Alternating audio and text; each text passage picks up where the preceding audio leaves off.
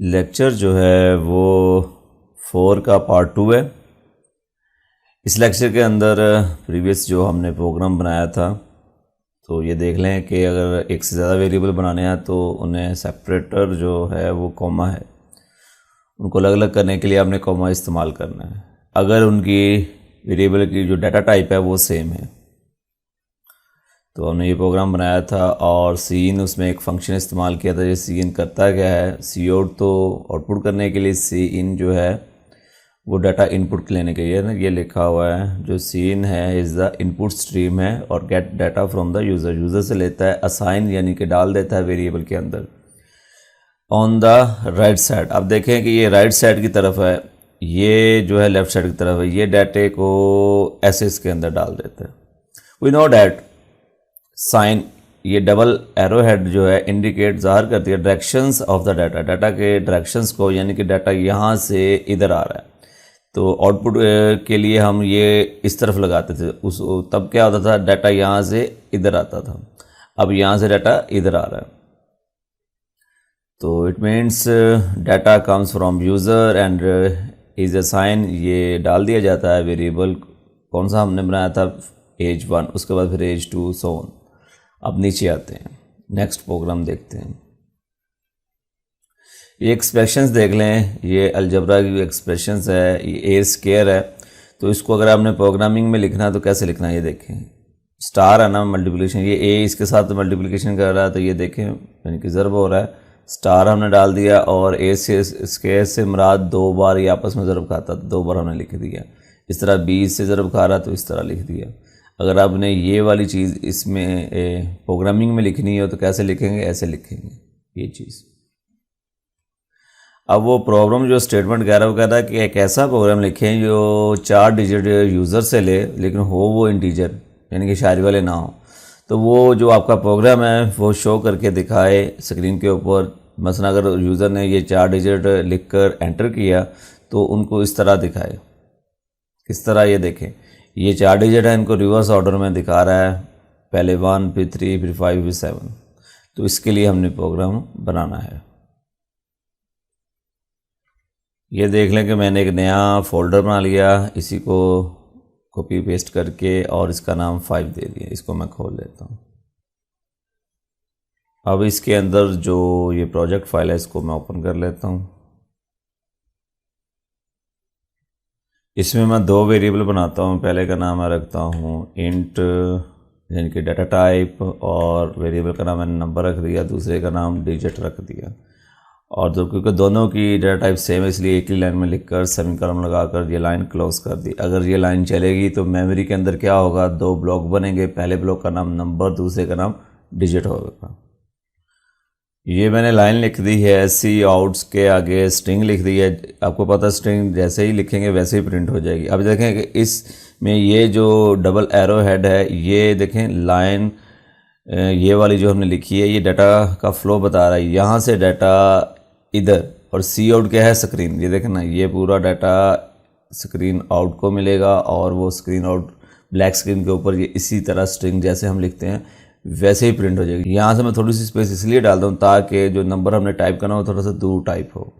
अब नेक्स्ट हमने क्या करना है, नेक्स्ट ये है कि सीन जो यूज़र लिखकर जब एंटर करेगा तो ये देखिए ये डाटा फिर किस में डालेगा, ये हमने जो नंबर वेरिएबल बनाया है इसमें डाल देगा। इस लाइन के अंदर अब देखें नेक्स्ट जो 12 लाइन है, अब इसमें क्या है, जो यूज़र ने हमें इनपुट दिया वो इस नंबर के अंदर है।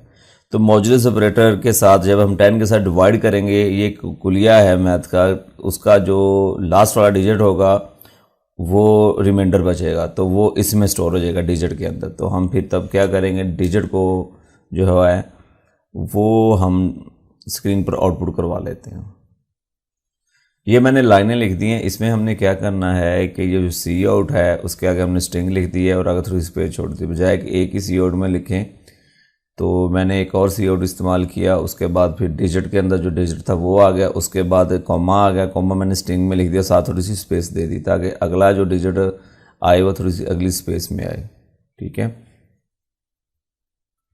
अब नेक्स्ट मैंने क्या किया है ये गौर करें कि ये कमेंट मैंने लिखा है, get the remaining the 3 digit number अगले डिजिट नंबर लेने के लिए, क्योंकि हमारी जो इनपुट है वो स्टोर है इस नंबर के अंदर। तो अगर नेक्स्ट पहला तो हमने जो रिमाइंडर बचा वो लिख दिया, उसके बाद जो नेक्स्ट है ना, नेक्स्ट 3 नंबर्स, उसका कुलिया क्या है, ये एक फार्मूला है मैथ का, अगर इस हिसाब से आप करते जाएंगे तो वो 1 बाय 1 नंबर आते जाएंगे।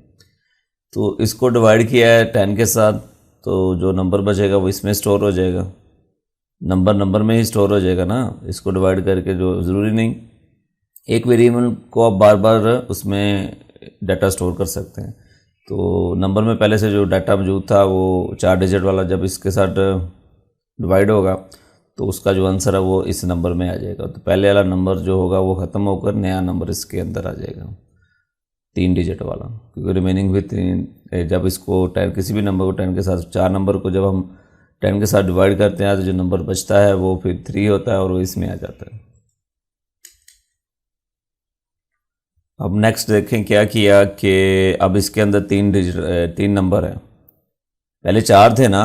अब ये वाला काम करने से, ये वाली जब हम स्टेटमेंट चलाएंगे तो फिर 3 नंबर इसके अंदर आ जाएंगे। फिर सेम वही तरीकाकार, जब 3 नंबर को हम मॉड्यूलस 10 करेंगे तो उसका जो आखिरी नंबर होगा वो इसके अंदर आ जाएगा। पहले आखिरी जो आया था, दोबारा फिर हम इसको कोई नंबर देंगे तो पहले वाला ख़त्म होकर नया नंबर इसके अंदर आ जाएगा, साइन हो जाएगा ना। तो ऐसे होकर ऐसे इसके अंदर आ जाएगा। उसके बाद फिर सी आउट में ये डिजिट के अंदर जो नंबर होगा वो हमने आउट कर लिया और साथ फिर कॉमा डाल लिया और स्पेस थोड़ी सी दे दी। अब हम फिर अगला प्रोसीजर फिर दोहराते हैं इसी को। अब नेक्स्ट देखें कि ये वाली जो लाइन हमने चलाई थी, 4 नंबर थे तो इसमें 3 आ गए, अब नीचे तक 3 आ रहे हैं। अब दोबारा फिर यही लाइन को चलाएंगे तो क्या होगा कि जो इसमें 3 नंबर है ना, जब डिवाइड होंगे 2 रह जाएंगे, 2 नंबर फिर इसमें आ जाएंगे। तो 2 नंबर आ जाएंगे, उसका फिर आखिरी डिजिट लेना है तो फिर हमें यही वाला काम करना पड़ेगा, ये वाली 2 लाइनें लिखनी पड़ेंगी। अब देखेंगे नेक्स्ट नंबर जो है, अब जब ये वाला प्रोसीजर करेंगे 2 नंबर आएगा, 2 नंबर का फिर आखिरी नंबर जो है ये मॉड्यूलस करने से आखिरी नंबर इसमें आ जाएगा रिमाइंडर, और यहाँ से फिर हम सी आउट से प्रिंट कर देंगे। अब 2 नंबर है ना इसके नंबर के अंदर, तो अब फिर हम वही दोबारा रिपीट करते हैं। अब इस प्रोसीजर में 1 नंबर हासिल करने के लिए 2 नंबर आना, फिर ये करेंगे फिर 1 रह जाएगा। ये जो किसी नंबर को 10 के साथ डिवाइड करने से ये होता है कि हमेशा वो एक डिजिट कम करता जाता है। तो उसका फिर आखिरी डिजिट लेने के लिए हम क्या करेंगे, फिर वही 2 लाइनें लिखते हैं। अब नेक्स्ट जो आखिरी डिजिट प्रिंट करने के लिए हमने फिर ये 2 लाइनें इस्तेमाल कर ली हैं, लेकिन इस बार इसके आगे कॉमा नहीं लगेगा, वो आखिरी डिजिट है तो कॉमा लगाने की ज़रूरत नहीं है। जस्ट जो फिर आखिरी डिजिट जो इसमें आया है वो उसके साथ जो रिमाइंडर होगा वो इधर आ जाएगा, इधर से फिर वो सी आउट की मदद से प्रिंट हो जाएगा। अब चला कर देखते हैं इसको। ये हमारा कोड है, तो अब चलाने के लिए एग्जीक्यूट और कंपाइल एंड रन, यहाँ F11 दबा दें, बात एक ही है। अब ऐसे करते हैं कि इसको नंबर 4 देते हैं, ये लें, मैंने ये नंबर 4 डिजिट वाला नंबर देना आपने। जैसे ही मैं एंटर करूँगा तो आप देख लें कि चारों जो डिजिट है उनको 1 बाय 1 उसने ना स्क्रीन के ऊपर प्रिंट कर दिया। इस प्रोग्राम के अंदर आपने एक चीज़ नोट की होगी कि हमने वेरिएबल का नाम कोई XY नहीं रखा। ये आपने वही नाम रखना है जिस हिसाब से आप वेरिएबल बना रहे हैं। XY भी आप रख सकते हैं, लेकिन प्रॉब्लम यह है XY से ये नहीं पता चलता कि ये वेरिएबल हमने किस मकसद के लिए बनाया था। अब देखें नंबर, हमने वेरिएबल का नाम रखा तो हम नंबर ले रहे हैं 4 डिजिट वाला यूज़र से, तो जिधर हम इस्तेमाल करेंगे हमें याद रहेगा। और फिर उसके बाद एक एक डिजिट लेना है तो हमने वेरिएबल का नाम ही डिजिट रख लिया। तो इस तरह जब आप बड़ा प्रोग्राम बनाते हैं तो उसमें फिर हम XY नहीं रखते, उससे हमें ये नहीं पता चलता है X किस लिए बनाया है या Y किस लिए बनाया है, या ABC का कोई एक लेटर हम जब रखते हैं तो फिर उससे हमें पता नहीं चलता। तो ये खास क्या रखें, वो पहले इसलिए XY रखा नाम के टाइम से वो जल्दी आपको प्रोग्राम बनाकर चला कर दिखा दिया जाए। अब नेक्स्ट प्रोग्राम बनाते हैं इसका। अब ये मैंने नेक्स्ट फोल्डर बना लिया है, उसका नाम 6 रख दिया है। इसको मैं खोलता हूँ, इसका व्यू चेंज कर लिया और इसको ओपन कर लेता हूँ। अब इसमें से हमें जो कोड नहीं चाहिए वो सारा मैं अरेज कर देता हूँ। ये मैंने कोड सारा अरेज कर दिया। अब हम नया प्रोग्राम बनाने के रेडी हो गए। पुराने भी हमारे सेव रहेंगे, जैसा कि मैंने पिछले लेक्चर में बताया। याद रखेंगे कंप्यूटर जब भी इस्तेमाल किया जाता है कोई ना कोई प्रॉब्लम को सॉल्व करने के लिए किया जाता है। तो प्रॉब्लम स्टेटमेंट क्या है कि राइट अ प्रोग्राम में कैसा प्रोग्राम लिखे हैं, take radius of the circle, किसी सर्कल यानी कि दायरे का रेडियस ले यूज़र से और वो कैलकुलेट करे उसका डायामीटर, सर्कमफ्रेंस और एरिया ऑफ द सर्कल और डिस्प्ले करते जो रिज़ल्ट फिर बने। यानी कि हमें ये पता चल गया कि मैथ का कोई फार्मूला है, अगर आपको कोई रेडियस बता दे किसी सर्कल का तो आप उसकी 3 चीज़ें मालूम कर सकते हैं। डायामीटर भी मालूम कर सकते हैं, सर्कमफ्रेंसेस, एरिया सर्कल का मालूम कर सकते हैं। 3 चीज़ें सिर्फ एक चीज़ से। चलो करके देख लेते हैं अगर ऐसा होता है कि नहीं। ये इसका कोड है। अब हम इसका कोड लिखते हैं। अब इस लाइन में 3 वेरिएबल मैंने बनाए हैं। इस वक्त जो मैंने लाइन जो लिखी है लाइन नंबर 7, इसमें मैंने वेरिएबल 1, 2, 3, 4 बनाया है और उसकी डाटा टाइप फ्लोट रखी है। देखो तीनों की डाटा टाइप जो है फ्लोट है और जो फ्लोट के अंदर हम शायरी वाले डिजिट भी लिख सकते हैं। तो ये कोई सर्कल के साथ हमने खेलना है, तो हो सकता है कि जो जवाब आए वो शायरिया में आए, तो इसलिए फ्लोट मैं इस्तेमाल कर रहा हूँ। तो इनके नाम बहुत बड़े बड़े हैं, तो इतने भी बड़े नाम हम रखते हैं तो दोबारा टाइप करना उसमें स्पेलिंग मिस्टेक बड़ी होती है, तो मैं इसको थोड़ा सा ना कम कर देता हूँ। अब रेडियस का मैं 3 पहले डिजिट ले लेता हूँ जिसका रेड बन जाएगा। डायामीटर का मैं डाया ले लेता हूँ और पहले 3 ले लेते हैं, लिखने में आसानी हो जाएगी। किताब के अंदर तो उसने बड़े बड़े नाम ले लिए हैं, लेकिन मुझे लगता है कि पहले 3 जो है, एरिया का वैसे ही छोटा है तो एरिया का इतना ही रहने देते हैं। तो जो 3 मेमोरी में सेल बन जाएंगे 1, 2, 3, 4। हम तीनों को कैलकुलेशन में अब इस्तेमाल करते हैं। नेक्स्ट मैंने ये 2 लाइनें लिख दी हैं क्योंकि यूज़र से हमने एक ही चीज़ लेनी, उसके लिए फिर सी आउट, यूज़र को मैसेज देने के लिए हम सी आउट इस्तेमाल करेंगे, आगे स्ट्रिंग इस्तेमाल करेंगे। उसके अंदर हम फिर लिख देंगे जो चीज़ हमें चाहिए यूज़र से।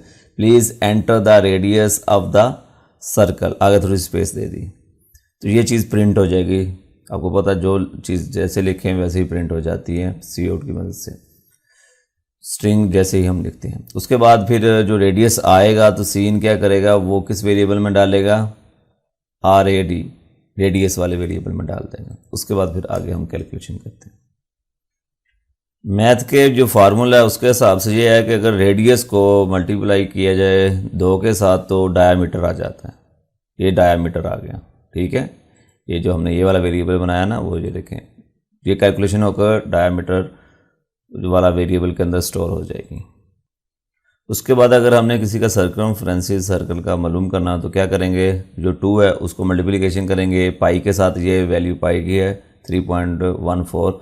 फिर उसके बाद रेडियस के साथ अगर हम मल्टीप्लिकेशन करेंगे तो ये सर्कमफ्रेंस आ जाएगा। पता नहीं सर्कमफ्रेंस क्या होता भूल गया हूँ मैं, मैथ बड़ा अरसा हो गया किए हुए, लेकिन जो भी है ये कैलकुलेशन करके इसके अंदर जवाब आ जाएगा। उसके बाद अगर हमने एरिया मालूम करना है तो वो जो पाई वाली वैल्यू उसको मल्टीप्लिकेशन करो किसके साथ, रेडियस के साथ, फिर रेडियस के साथ, तीनों को जब आपस में मल्टीप्लिकेशन होगी तो जो जवाब बचेगा वो एरिया होगा।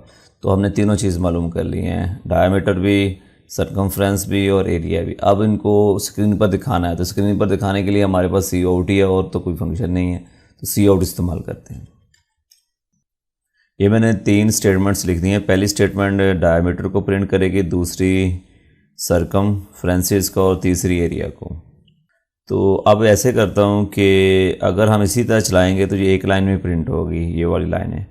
तो जहाँ पर ये लाइन एंड हो, ये न्यू यहाँ से स्टार्ट हो रही है ये स्ट्रिंग, तो इसके स्टार्ट पर आप /n लिख दें, इससे ये न्यू लाइन में ये फिर नेक्स्ट लाइन प्रिंट होगी, और ये वाली भी /n करते हैं।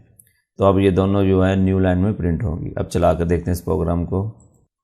अब यहाँ पर मैं 4 डिजिट देता हूँ, नहीं पुराने वाला सिस्टम नहीं, कोई भी रेडियस देता हूँ। ये मैंने रेडियस दिया, आप देखें कि इसका इसने डायमीटर भी और सर्कल का सर्कमफ्रेंस भी और एरिया, ये तीनों चीज़ें मालूम कर आपको इस प्रोग्राम ने दिखा दी हैं। यानी कि हमारा जो प्रोग्राम है वो बिल्कुल ठीक बना है। तो कोई भी प्रोग्राम आप कोशिश करें छोड़ें ना, उसको बनाएं और फिर चलाएं। इससे आपका कोई ना कोई कंसेप्ट जो है ना दिमाग में वो क्लियर हो जाता है, अदरवाइज़ फिर आपके कुछ कंसेप्ट जो है वो अधूरे रह जाते हैं। अब आते हैं इसके जो लास्ट इस लेक्चर में टिप्स लिखे हुए हैं, use descriptive names for variables. तो हमने देखें कि इसके अंदर डिस्क्रिप्टिव नेम रखे हैं, यानी कि RAD से मुराद क्या है, रेडियस। इसके जो वेरिएबल का नाम से हमें पता चल रहा है हम किस वजह से हमने बनाए हैं। अगर आपको कोई स्पेलिंग लिखने में कोई प्रॉब्लम नहीं होती तो आप पूरे नाम इसके लिख दें, कोई हर्ज नहीं है। इसे कहते हैं डिस्क्रिप्टिव, कि वेरिएबल को देखते ही पता चल जाए किस मकसद के लिए बनाया। Intent the code for better readability and understanding. वो कहता है कि इंटेंट यानी कि थोड़ी सी स्पेस छोड़ें। ये देखिए मैंने इंटेंट दिया हुआ है, ये यहाँ से ये इंटेंट है। ये लाइन बेसिक तौर पे इधर थी, मैंने जो कीबोर्ड से टैब दबा कर इंटेंट किया ताकि थोड़ा सा अच्छा लगे, इधर भी स्पेस छोड़ी। इसको कहते हैं इंटेंट करना कोड को, कि पढ़ना फिर बाद में आसानी हो जाती है। तो ये लाइन, ये वाली पुरानी है कि पैरेंथेसिस है उसे आप इस्तेमाल करें कोड को वैल्यूएशन करने के लिए, इसलिए मैंने इस लाइन को हाईलाइट नहीं किया। रीयूज़ द वेरिएबल, वो कहता है अगर आप वेरिएबल बना लेते हो तो बार बार वेरिएबल जो है वो ना बनाएं, उसी को बार बार इस्तेमाल करें। अगर ज़रूरत पड़े तो फिर दोबारा वेरिएबल बनाएं, अदरवाइज़ एक ही वेरिएबल को आप बार बार इस्तेमाल, इससे क्या होगा कि आपकी जो मेमोरी है वो बचेगी। अगर आप ज़्यादा वेरिएबल बनाएंगे तो फिर ज़ाहिर बात है हर वेरिएबल मेमोरी में एक जगह लेगा, तो वो मेमोरी जो है वो वेस्ट होगी। तो जब हम बहुत बड़ा प्रोग्राम बनाते हैं तब मेमोरी का बड़ा इशू आता है। ये छोटे मोटे प्रोग्राम में आप जितने मर्जी वेरिएबल बना लें, क्योंकि आपकी रैम जो है वो बहुत बड़ी होती है, उसको कोई टेंशन नहीं होती। पुराने कंप्यूटर्स में होती थी जब रैम जो थी वो 128 MB यानी कि 128 MB होती थी, तब ये प्रॉब्लम आते थे।